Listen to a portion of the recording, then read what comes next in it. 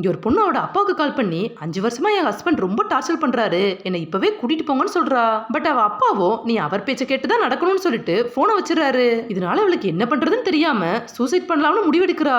அவ அழுதுகிட்டே அந்த கயிறை பார்த்துட்டே நிக்கும் போது பெட்டுக்கு கீழே இருந்து ஒருத்தர் சிரிச்சுக்கிட்டே வெளியில வர்றாரு. இவ அவரை பார்த்ததும் பயந்து கத்திடுறா.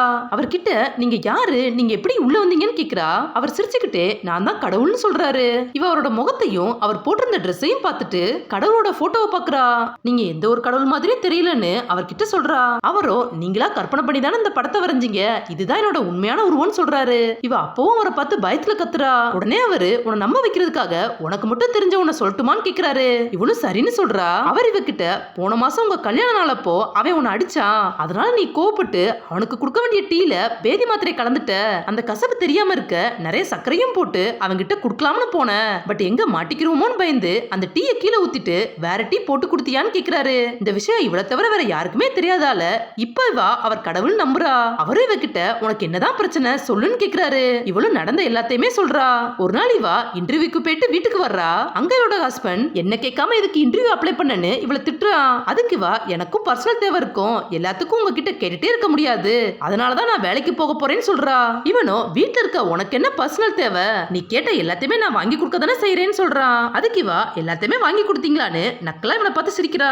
உடனே இவன் நீ வெட்டி ஏதாவது கேட்டிருப்ப, அதான் நான் வாங்கி தர மாட்டேன்னு சொல்லியிருப்பேன், அது என்னோட காசுன்னு சொல்றான். இவளோ உங்களுக்கு எப்படி உங்க காசுன்னு ஒண்ணு இருக்கோ அது போல எனக்கும் என் காசுன்னு ஒண்ணு வேணும், அதுக்கு நான் வேலைக்கு போவேன்னு சொல்லிட்டு இவ ரூமுக்குள்ள போயிடுறா. அன்னைக்கு நைட்டு எல்லாரும் சாப்பிட்டு இருக்கும்போது இவளோட அப்பாவோ இவளையும் சாப்பிட சொல்றாரு. இவளும் சாப்பிடலாம உட்கார்றா.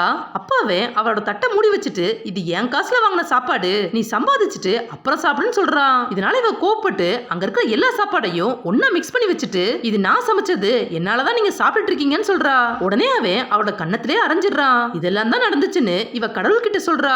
அதுக்கு கடவுளோ குடும்பம்னா இப்படிதான் இருக்கும், கொஞ்சம் அட்ஜஸ்ட் பண்ணி தான் போகணும்னு சொல்றாரு.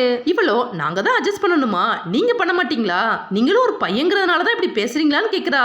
அதுக்கு அவரு உனக்கு அவனை எப்படி ஹேண்டில் பண்ணணும்னு தெரியல, ஒருத்தன் ஒரு கணத்துல அரைஞ்சா இன்னொரு கணத்தையும் காட்டணும்னு சொல்றாரு. இவளோ என்னாலலாம் அப்படி இருக்க முடியாதுன்னு சொல்றா.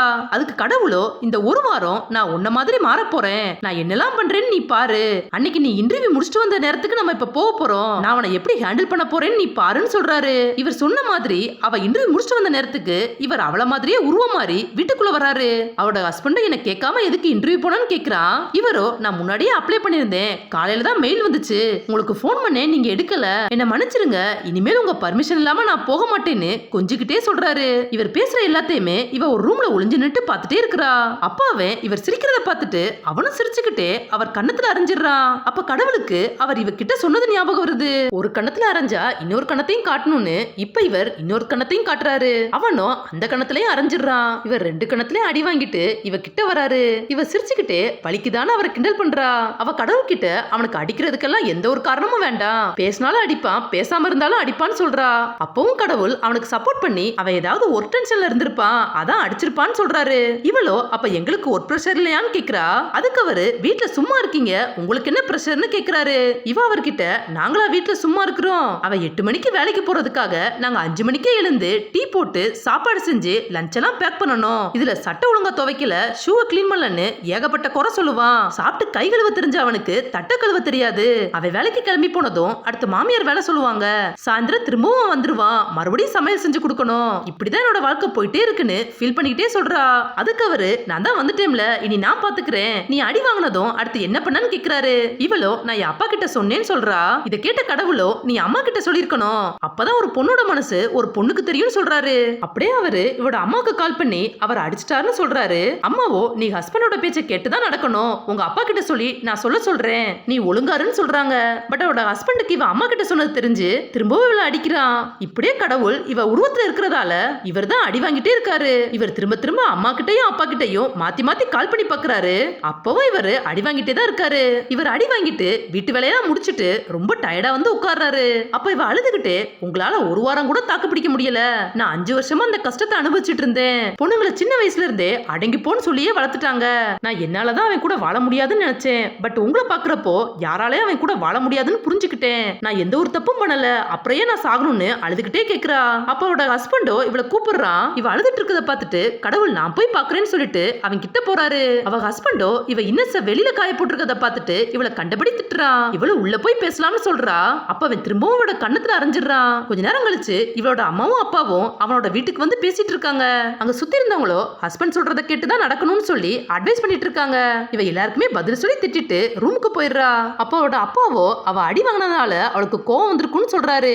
அதுக்கு அவனோட அம்மா கோவம் வந்தா திருப்பி அடிப்பாளான்னு கேக்குறாங்க. அப்பதான் கொஞ்ச நேரத்துக்கு முன்னாடி என்ன நடந்துச்சுன்னே காட்டுறாங்க.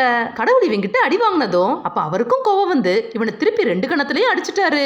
அப்படியே அவர் ரூமுக்கு வந்து என்னால 5 நாள் கூட தாங்க முடியல, நீலாம் எப்படிதான் 5 வருஷம் தாங்கினியோன்னு கேக்குறாரு. இதை கேட்டு இவ சிரிச்சுக்கிட்டு இருக்கிறா. அவரோ நீ எடுத்த முடிவுதான் கரெக்ட், நான் உன்னை சொர்க்கத்துல பாக்குறேன்னு சொல்லிட்டு கிளம்பிடுறாரு.